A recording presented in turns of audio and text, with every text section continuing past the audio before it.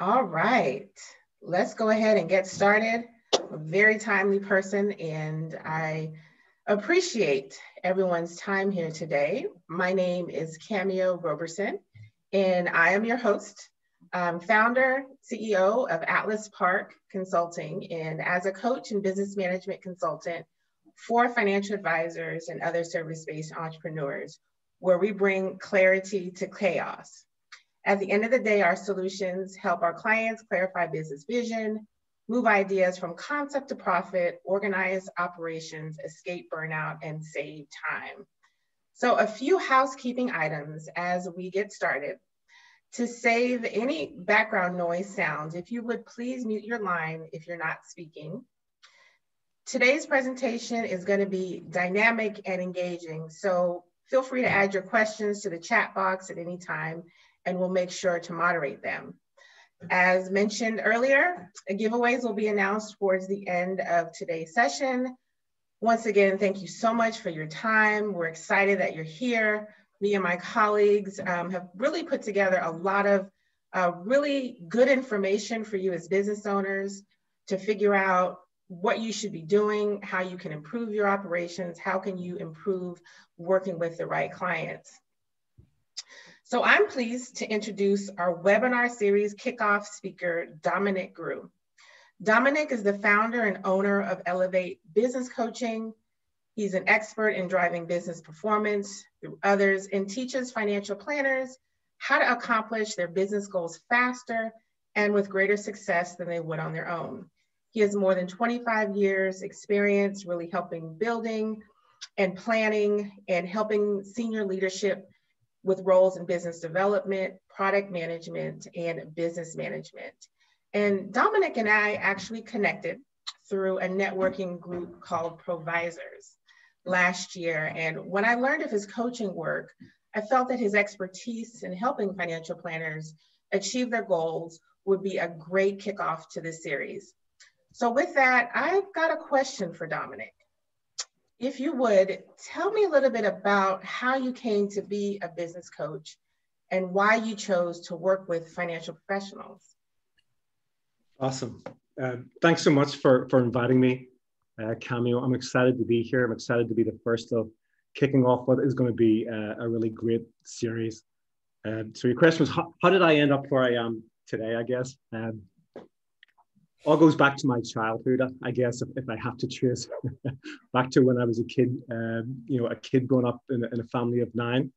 And at a young age, I started working, delivering newspapers and stuff. And even at that young age, I would try to figure out how could I do things faster and how could I do them better? And that was the first sort of thing as I think back. The other thing as well that I was interested in was about money. How do I make money and how do I save money? And why do some people accumulate more money than others? So that behavioral, those behaviors around money were something, again, as a young kid in a big family, I developed an interest in just at an early age. And, I remember I delivered newspapers and I saved up for a trip that my mother encouraged me to do. And I was like, wow, I really accomplished something significant by saving just a little bit of my income and actually accomplishing a goal that I'd set for myself. So fast forward to where I am today. When it came to, picking where I wanted to work, I went to financial services. I worked in the UK for 10 years. I did my financial planning exams during that time and really developed an interest in financial planning and how it related to people. And as I was going through that process as well, I also developed a real aptitude to how financial service organizations actually operated and managed their businesses. Mm-hmm. And so that led to a career in investment management where I headed up business management at an asset management firm. And again, the same themes were there. How do you build a business and how do you improve the business and how do you tweak the business so that it adapts and can continue to change and also grow. So that's kind of the long and short of how I got into this. Love financial services and love growth and figuring out problems and helping others accomplish their goals, whatever those may happen to be. Yeah, absolutely. That's great, because it's always nice to hear about how you got started in the business, right? When you're working with other financial services professionals, sharing a little bit about your journey and how you got to where you are, I think provides some great insight. Yeah, and the important role that financial advisors have, it's something that's near and dear to my heart. That role of, being a trusted advisor and actually helping educate people in a way that so often there's a gap. They're not getting it. Individuals are not taught these life skills in a way. So that's why I really love working with financial advisors and financial planners.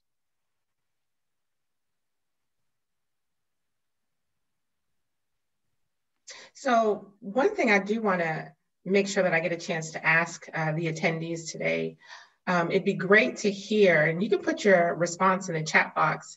What do you want to get out of this session today? What are you looking to learn? Where do you find yourself stuck, right? I know when I started my business, just thinking about all of the things that I was going to have to put together caused a lot of anxiety for me.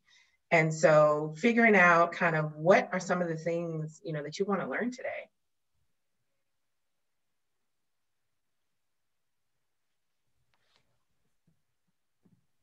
Don't be shy. I know one of the things I'd love to learn is how do we shift energy from working in the business to working on it?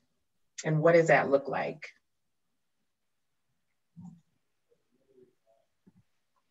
Crystal said so much to do. She wants to feel comfortable scaling at some point. That's a great one, Crystal. That is. Anyone else? Where do you find yourself stuck?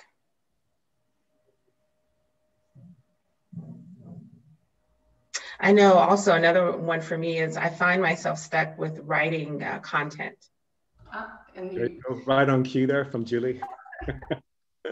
Perfect. Julie, we are on the same page. There you are.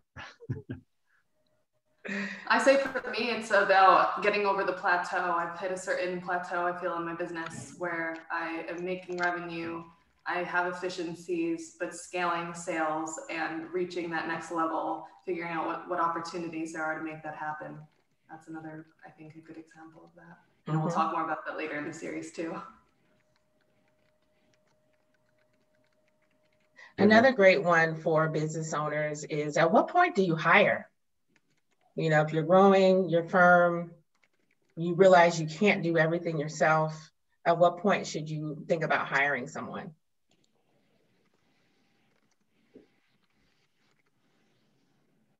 So Dominic, tell us what should we do? What should you do? Well, I know that everybody has a reason why they joined today, even if they haven't put it in the chat. There's a reason why you've decided to spend some time today, because there's something that you're not satisfied with or something that you want to improve in your own business. So I just encourage you, really engage in today, block off the distractions, spend this time on you thinking about your own business and how you can make it better. This is but it's it's a big topic to try to condense down into a short space of time. So if there are questions at the end that we don't get to, feel free just to reach out to me afterwards. But to get started, I am just very quickly here going to share my screen. And Dominic, as you're sharing your screen, we got two more comments. One from Rob: managing his time, not jumping from one idea before finish the previous. Great idea. And then Diane shares, dealing with the big picture items, but not making time to focus on the granular issues, which can impact the big picture and should not be ignored. Got you. The old time management. How do you do all of these things? So here's the plan. I'm going to save us some time today because I know all of your time is valuable.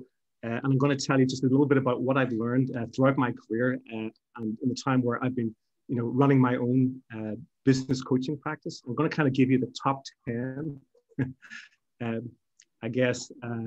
pitfalls that I come across, which people run into when they are trying to create their plan for their business and then execute on it.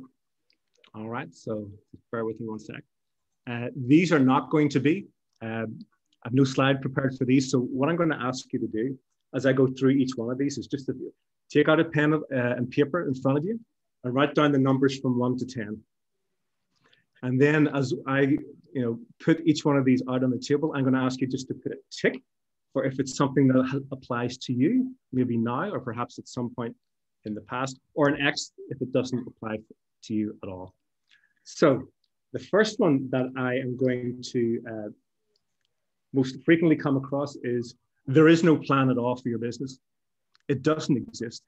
And this is one that's come up a lot as I talk to people about what's happened in the pandemic, where they'll say, I had a plan, but I just threw it out the window.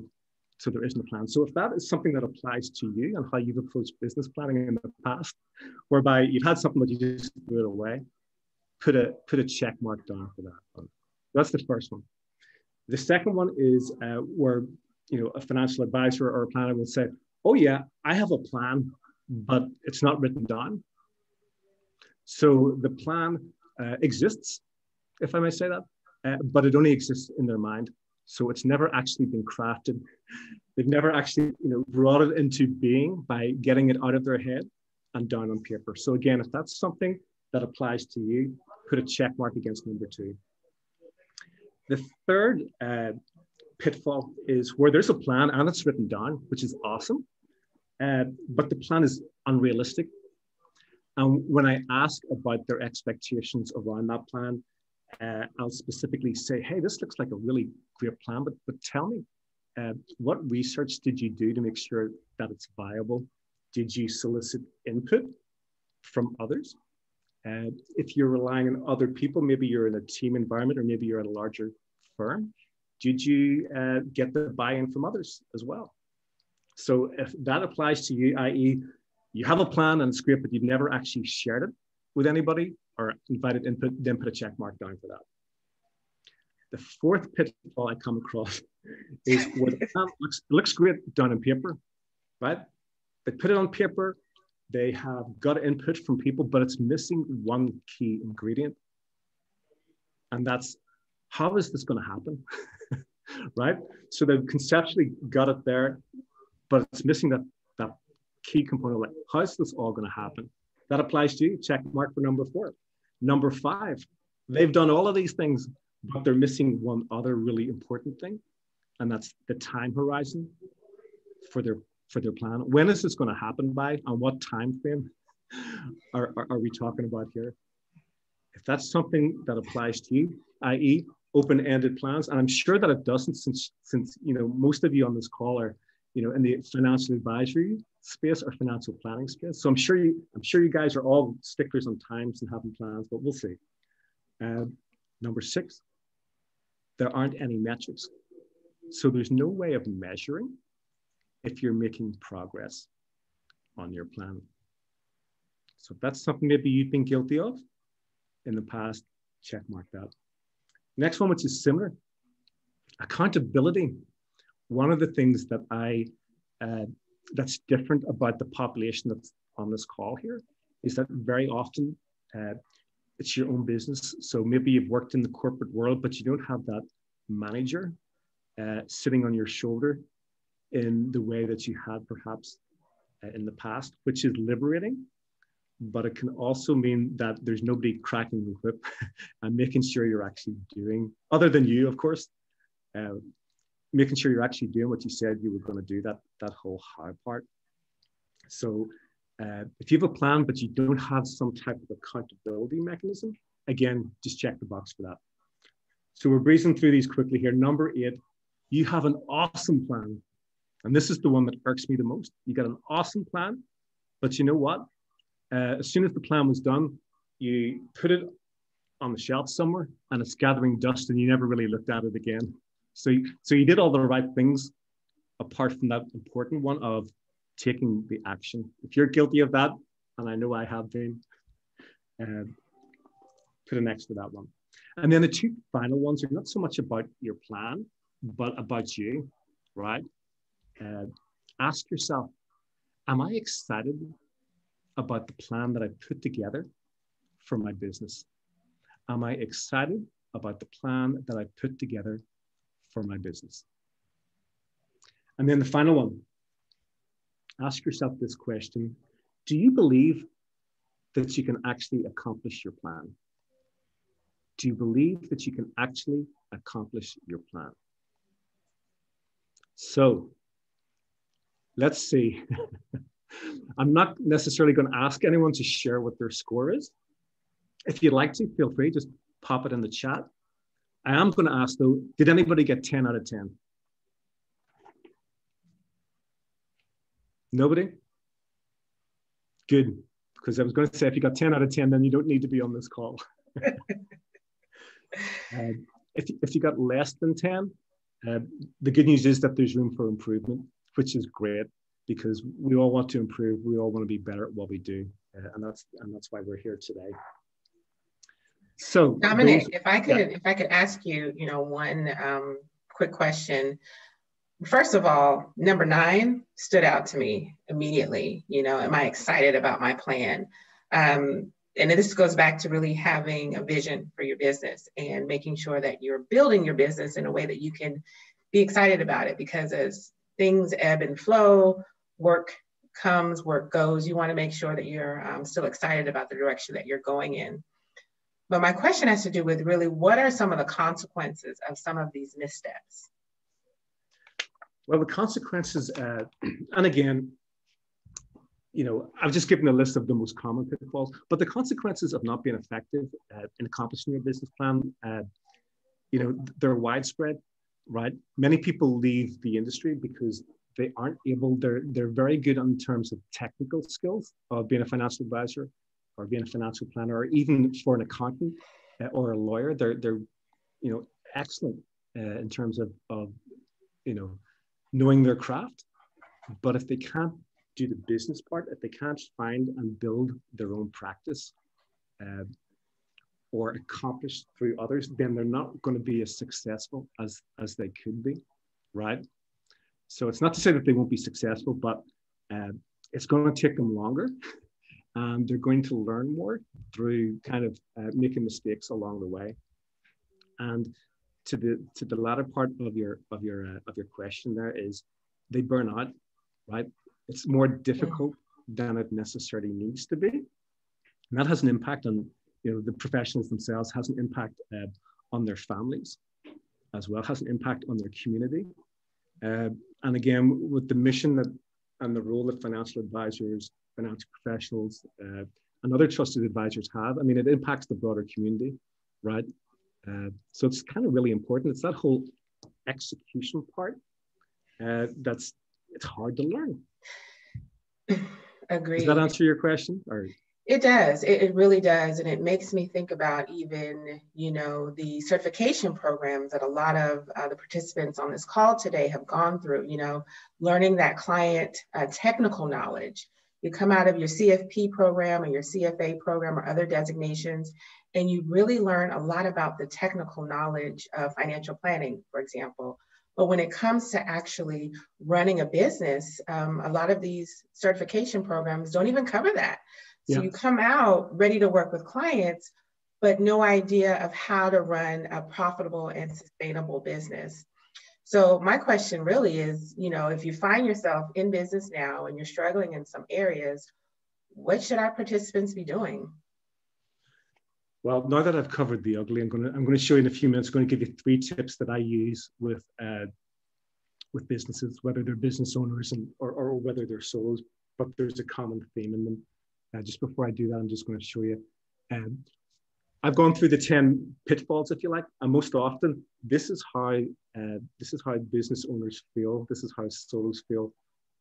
They feel like it's all on me. I'm dragging this heavy weight up the hill, and I get so far with it, and then it's going to take me back down the hill again. And I know that I can relate to that in my own business. I know we all have. So mindset is important, how you feel about what you do. And that goes back to the thing that I mentioned earlier about being excited and energized about what you do. And the other thing as well is very often we're operating in a fog, right? So although I gave those 10 pitfalls, that's not a criticism of anybody. The reality is that we have a limited amount of time we have a limited amount of resources, and we have a limited amount of energy. And what I try to do is to help others maximize the return, understanding that those three things I just mentioned are in short supply. If you're in a larger firm, you have an added component of a team to help you and other dynamics, but I'm not going to get into that today. But what that means is that we're all really busy. So it's not a criticism that there's this tug and push and pull going on.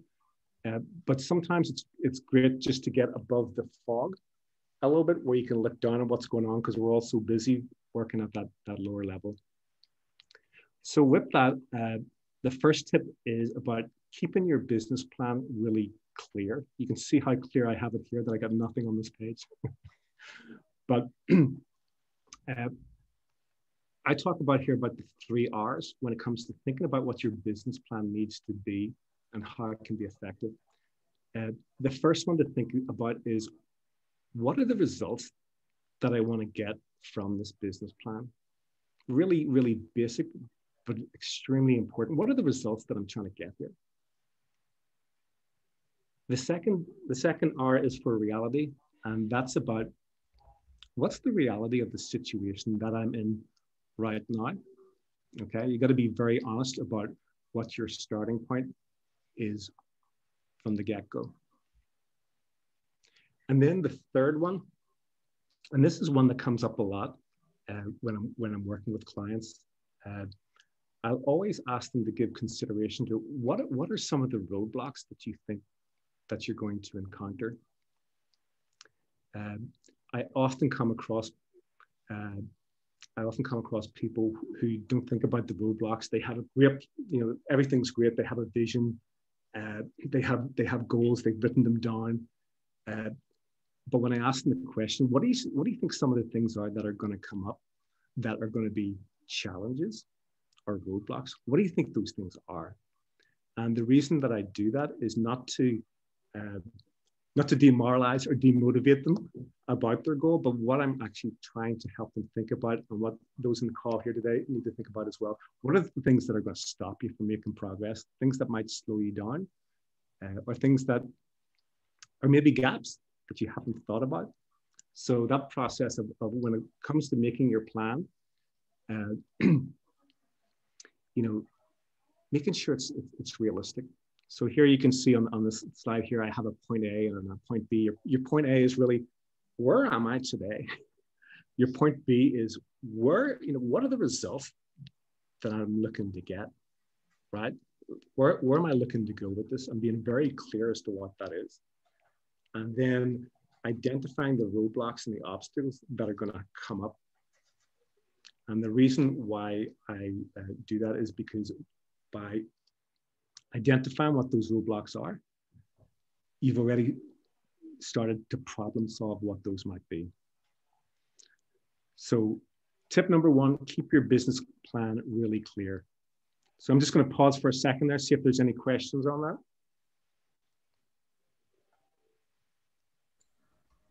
I don't think there's anything in the chat, Dominic, but I actually have a question. Sure. And that is, what are some of those common roadblocks that you see your clients are facing? I'm sure that we can all probably relate to some of those examples.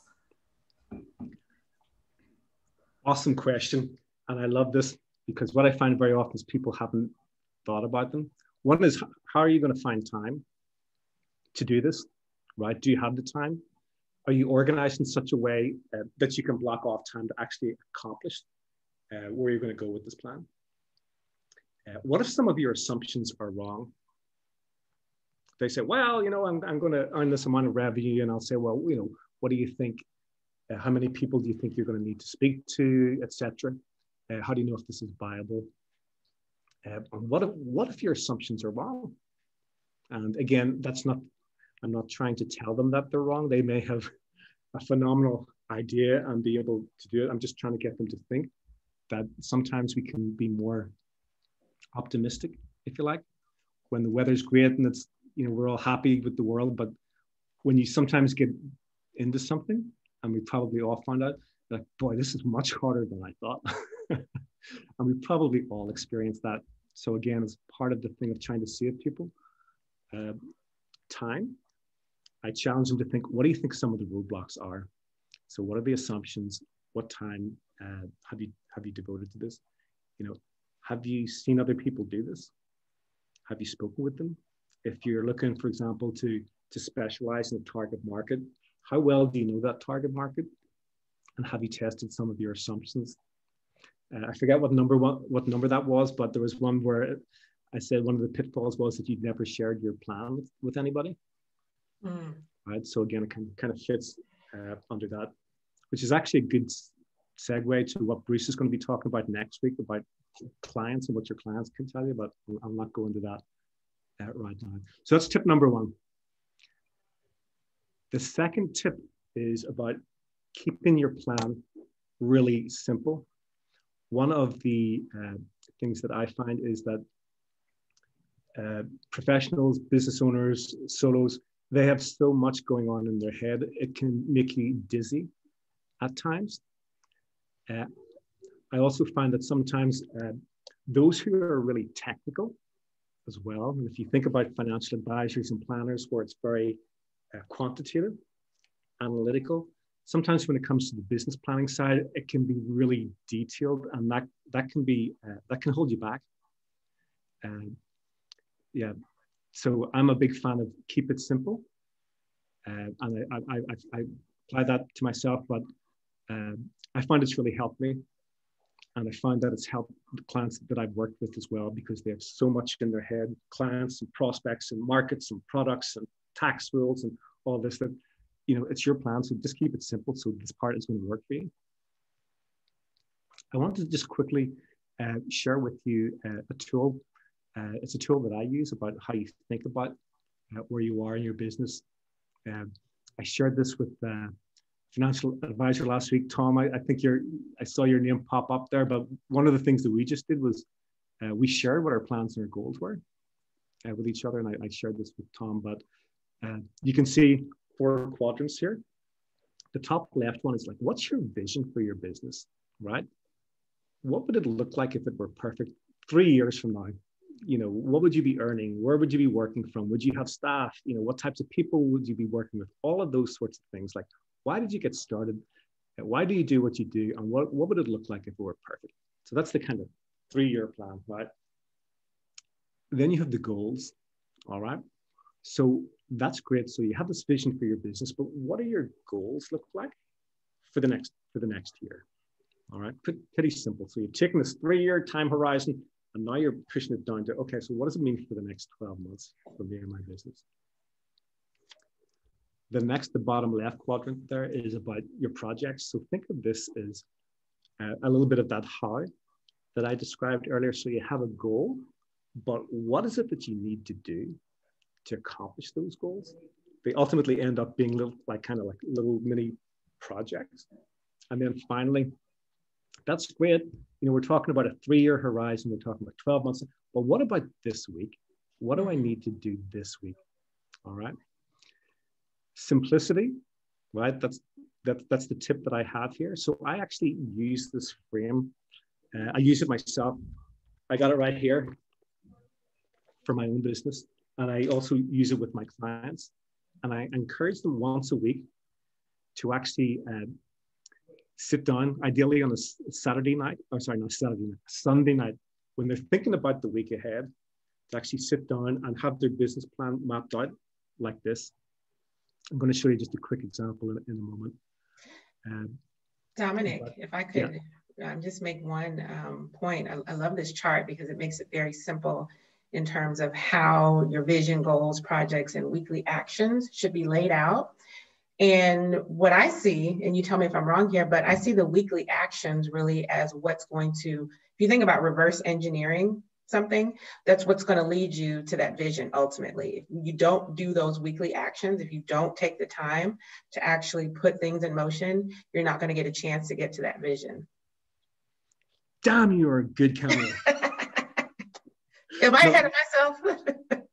You're exactly right. You're exactly right. You know, these weekly actions here, right, ensure that you make progress on your projects, which again, in turn, makes sure that you're making progress with your goals, which in turn are designed to make sure you accomplish your vision. But you're exactly right. But the beauty of this is it's simple. It's one page. Everything you need to know about your business and how you manage your business, think about your business boils down to this one page. I use it, and I use it with my clients as well. And it's really, really effective. So here's a quick example. So everybody on this call, whether you work in a business or it's your own business, your own practice, you have a vision of, what do things look like 3 years, maybe 5 years? Some people look even further out than that as well. What I encourage you to do is think about it as if you have already accomplished it. Write it in the present tense. For me, as a business and executive coach, my vision is to work 4 days a week and to be able to work from wherever I choose from. So this was pre-pandemic. This is why I chose to do what I did, to be an acknowledged expert in my field and to have more work than I could ever possibly handle. That's my vision, my personal vision. Okay. So then when it comes to, okay, that's great, that's your vision, but that's way out. What's your plan? What's your goal for the next 12 months? So again, here you can see I've only 3 items put down here, and these are just an example. These are not necessarily mine, but it could be a revenue goal. What you want in terms of revenue coming through your business. It could be a profitability goal. It could be a percentage growth goal. It can be whatever you want it to be. It's your plan. Put in a second one there. Sometimes people aren't, revenue's not their motivator. It's, I want to make an impact on the world. And for me, my goal is a client goal, right? I want to expand the number of relationships. I want to serve a new area of the market that I don't currently.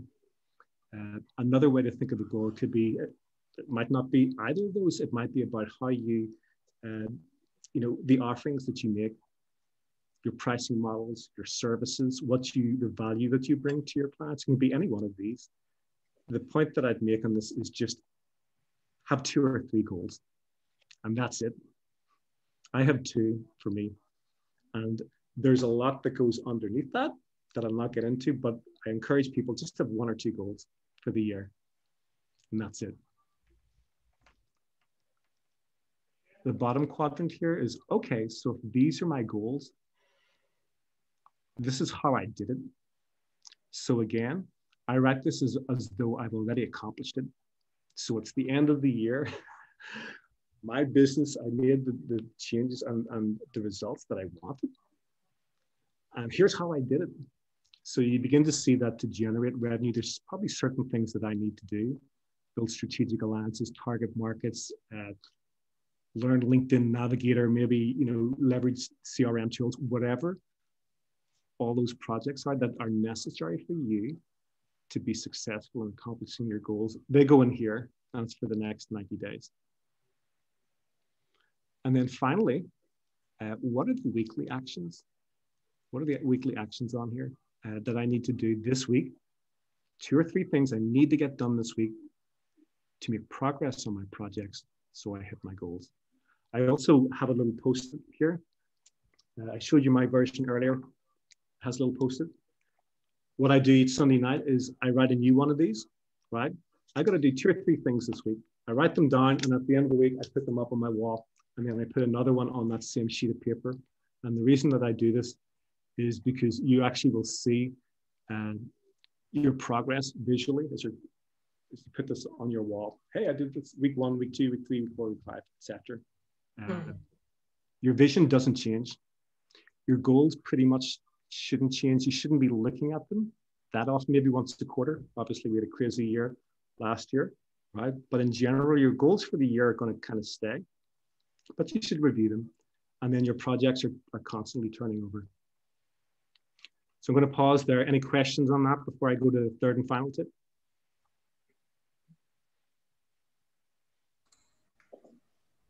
All right. I have a question, Dominic. Yeah.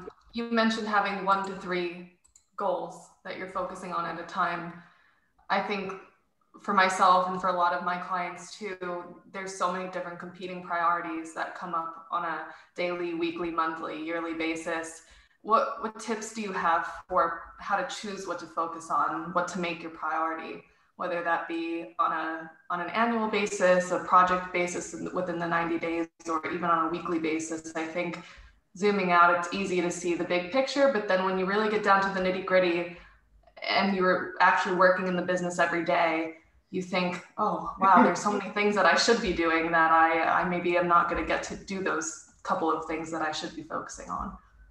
No, you're totally right. And the other person at the beginning that said, how do I prioritize? How do I make sure that I finish tasks? Again, we do not have an unlimited supply of time, money, and energy. So you've got to prioritize. You're never going to get everything done. If you are, your list hasn't been long enough, right? So you constantly have to prioritize. For me, I come back to, well, what are my goals? What are the most important and critical things that I get done? And that's what helps me prioritize. It can be frustrating for many people to feel like that they never finish the list. But it goes back to the old 80-20 rule. There's 20% of the things that you need to do that are going to deliver 80% of your return. And you have, so it goes back to that thing of knowing that I can't do everything, that I don't have the time, I don't have the money, and I don't have the energy. What on this list here is absolutely critical that I do if I want to, advance in the projects and hit my goals. So again, it goes back to clarity. Does that help? Very much. Thank you. The challenge, Ariel, is it's really hard to do because very often some of these things are the things that you don't like doing. Right? They're the things that are most important and most urgent, and you don't like doing them. So that can be a challenge. But again, at the end of the day, it's all about time management and prioritization. Good question. Any others? I had a quick question, Dominic. Thank you for this. How do you incorporate personal goals and trying to interweave the prioritization of that? That's awesome. I love that question. For me, I actually have four of these little things that I do on a Sunday night. Okay, you're looking at, I've shown you the business one, but I use the same methodology for my own. I have one on like health, one on relationships, health, relationships, and then I have one on my own financial as well. So I actually do the same process, but I have divided it up into other parts of my life, I guess is the way to think of it. Some of that does come back into my vision on my business. So when I was thinking about, well, why do I not, why do I want to work 4 days a week and be able to do it remotely?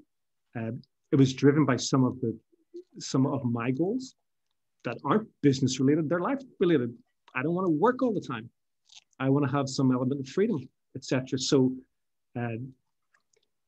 some of it is probably going to filter into your vision, but I actually use the same process for other aspects as well. So I have one for my family. What's our vision? What should the family be like? What are the goals that I have with my kids for the year, with my wife? Have I engaged them in that process as well? Have they had buy-in? It's the same stuff. Great question, though.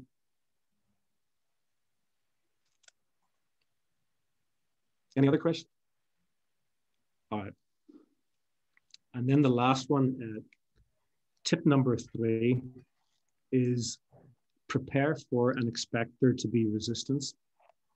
If ever there was a year to get pushed back on your plans, it was last year and still this year a little bit, right? But expect that things are gonna come up that are gonna push you backwards. Like that boulder that I showed you a few slides back, right? there's going to be events are going to happen, things are going to push you back. I just want to share with you something again that I use with my clients. This is called Gleicher's formula, and I'm not a mathematical person. I'll explain this in just a moment. But this formula is really one to do with change. All right. The D here stands for dissatisfaction. The V stands for vision. The F stands for first steps, and the R stands for resistance. And what this basically means, and if you think of it in terms of for there to be change, for something actually to change, right? So think you had goals last year, did you reach them the year before, etc., right? So you have these goals, you write them down, you share them with people, you do your steps, but there's not going to be any change if there isn't dissatisfaction. So in other words, you have to be dissatisfied with where you are. That becomes the motivating factor for you to take action. I'm not happy with where I am with my business right now. This is killing me. It should be easier than this. I need to rethink my priorities. I'm too caught up in the fog or the weeds, but there needs to be some element of dissatisfaction or driver. It doesn't necessarily have to be negative, but the reality is the status quo is not really an option for you. You've decided that. So you want to make some change, but what is the vision? What does that look like? What's the change that you're looking to accomplish? You've got to have a vision, right? Because when you have a vision, then you can start to identify what some of those first steps might be, right? So what does this all mean? It means if you're looking to make a change, if you're looking to change your business, the results that you're getting, the ease with which you're getting them, whatever those changes are, you need to have a vision as to where you're going, and you need to be able to map out what are the steps that you need to take. And you need to have those three things, you need all three of those in order to overcome any resistance, any pushback. Again, like the boulder coming back down the hill. This applies, I'm sure, to your clients as well. If you think about them, where you're advocating that they take a certain form of action, if they're okay with where they are, why should they do it? They're not dissatisfied, they're okay. So something just to think about for your own business plan. Yeah. So, Dominic, if I could interject real fast, Julie had a great comment. She said she sees this formula also being helpful in working with clients who are facing resistance, to your point. And I think it's so key. And it's like the tip here is prepare.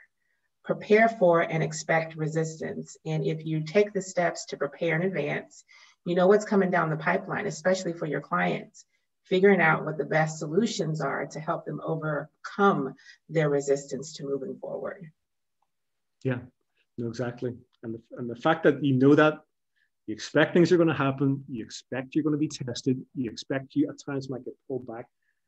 That in itself means that you're not caught off guard, you're not, wrong-footed. You expect that things aren't always going to go to plan, but you've taken account of that. And so you don't fold at the first fence, if that's the way to think of it. So, so that's kind of my third and final point. This is part, I have a whole series, a whole program that I do. I've taken part of lesson 3 there of the strategic plan and factored it in here, but I've covered a lot in a really short period of time. If you have other questions, I'm sure we have time maybe for one or two now, Cameo. And if not, feel free to reach out to me. I'd be happy to follow up, have a conversation if that'll be helpful. Yeah, this is great. So are there any questions from the audience? Anything, any comments even, things that maybe stood out to you from Dominic's presentation? Or maybe even 1 or 2 actions that you're looking to do in your business, even this week? I was going to ask a question. I was actually attending a meeting with a super forecaster last week, and it was really interesting to listen to him about forecasting and predicting. And it's so relevant, right, to business planning, if we could all just have that crystal ball and predict the future. But one of the things he came back with, and Dominic, I'm curious on your take of it, and it resonated with me, was that the majority of the people, even if they go through this entire process, never sit down in January, February, and March and go back and say, why did we succeed or why did we fail? And take the time to really learn those lessons before you craft the next business plan, right? Yeah. So I was curious how important you feel that is to the process. Hugely important. Right? And again, it's so interesting. All of you have invested 45 minutes. You're looking for something that's going to help you improve and be more successful this year. than you were last year, and hopefully the year after, the year after. The most important thing about all of this is that you take action. So you do and commit to do something. So that's kind of I encourage each of you, write something down, write one thing down that as a result of what we've just talked about for the last 45 minutes, that you're actually going to do. You're going to take the sheet, you're going to write it out, whatever the one thing is that you learned, how can you apply it? What action are you going to take? Because you're right, Diane, we talk about results all the time, but if you don't take action, the results, don't expect them to be any different. You're going to have the same thing again. You might have gotten a little bit better, right? Because you get wiser. But if you want to kind of dramatically change, it requires action, and it requires thoughtful action and measurement and accountability and, buy-in and all those other things that I talked about earlier when I went down the 10 missteps. So yeah, totally. Action is what it's all about. I was just surprised. I've worked for some of the largest insurance companies in the world. And when he made that comment, I started thinking back over my career, and I thought, I can't remember one of those companies ever sitting down at the end of the year and really analyzing why did we or didn't we not succeed. And I thought that was pretty powerful. And again, a little bit of this is, and again, it's why I love what I do. There's the part of looking backwards. So like, okay, so how did we do last year? But the more important question is, understanding how we accomplished this last year. What did we learn, and what are we going to do differently so that next year looks better? So applying that analysis, but to look forward, which again is what financial planners and advisors are doing, right? You're trying to help people look forward, not tell them that they should be satisfied or dissatisfied, but just say, hey, if you're looking to do this, if you're looking to grow your income, if you're looking to grow your business, etc., like, what are you going to do differently? What action are you going to take? What's the how to how that's going to happen, right? So that's great insight, and I've seen it as well throughout my career, Diane. So I'm right there with you. Any other questions? Awesome. So I encourage you, write one thing down. Take one thing away from today that you're actually going to put into action. And then it's been a good use of time for you and for me as well. Wonderful. Dominic, thank you so much for that insightful presentation. I think there's a lot of good nuggets that everyone on the call today will be able to take back and apply to their business. If anyone has any additional questions, what's the best way to reach you? What's the best way to contact you? Just reach out to me on LinkedIn or my website, elevatebusinesscoaching.com. Okay, fantastic. Awesome. So what was that, Dominic? I just said that's awesome. Oh, okay. Wonderful. Well, we are nearing the end of our kickoff session today. Time flies, right? A lot of great nuggets, a lot of good information. We have 2 giveaways that we're going to be giving out today. In particular, one, Dominic has graciously offered a 30-minute consultation session. And so that's going to be going to Leon Grove. Leon, I'm going to reach out to you and send you an email and connect you with Dominic so you can take advantage of that. And then the second giveaway that we have today is from a resource called Nudge. Nudge is basically a new tool that allows financial planners to assign tasks for their clients and have a shared to-do list to manage those tasks. Now, how many of you right now are using your Outlook calendar or some other resource in order to remind your clients to do things on that to-do list? So what it does, it provides insight into what has been done and then sends automated reminders for things that are still outstanding. And so this is a 90-day trial subscription from Nudge directly, and that is going to Charles Addy. So Charles, I'm going to reach out to you and get you that information so that you can connect in and give that resource a try. So before I turn it over to our next speaker, who's just going to give a little tidbit into what he's going to be talking about next week, I want to make sure I address any other questions or comments. If there are none, I am going to turn it over to Bruce to give us a snippet of what we can expect next week.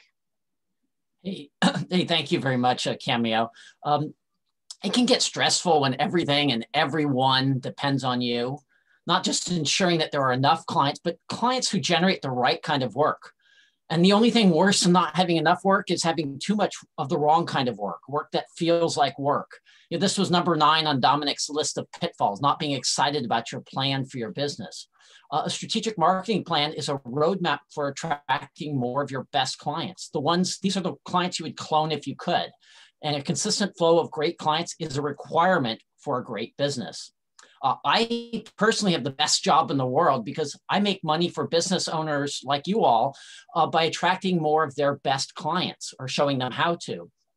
My clients call me the client whisperer because I reverse engineer actual relationships with a firm's best clients. And when you can think like your clients, you attract more of your best clients. So join me next week as we talk about how to think like your clients. And I'll leave you with 3 takeaways at the end that will, 1, make your client development more effective, 2, help you connect faster and deeper with your prospects, and thirdly, a question you can ask yourself to help you think like your clients. So see you all next week. Great intro, Bruce. We appreciate that. You know, this series is designed to help you as a business owner do business better across every area of your practice.